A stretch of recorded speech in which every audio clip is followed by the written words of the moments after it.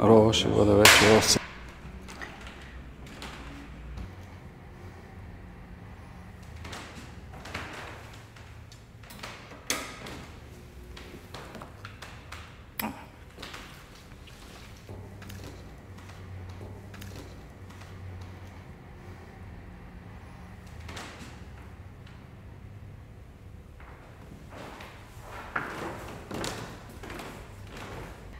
Дали гениален луд или луд гений, един от най-продуктивните художници на 20 век, автор на стотици, а може би хиляди картини, по-голямата част световно известни и може би неколцина неизвестни, между които е и картината, в която българско дете яде плъх.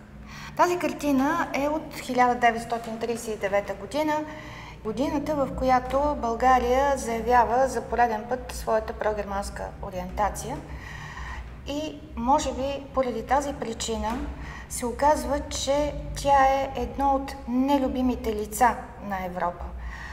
Точно тази привидна благонадежност на хитлеристската политика, която успява да спечели толкова много привърженици и в Германия, и в Европа, може да се приеме като едно от лицата на това българско дете. Защо е българско това дете? Има една версия, която е твърде атрактивна, твърде любопитна, защото всъщност разпознава прототипа на това българско дете. Прототипа на това българско дете е Симеон, който точно през 1939 година вече е бил на 2 годинки. Горе-долу възрастта на това българско дете на Дали.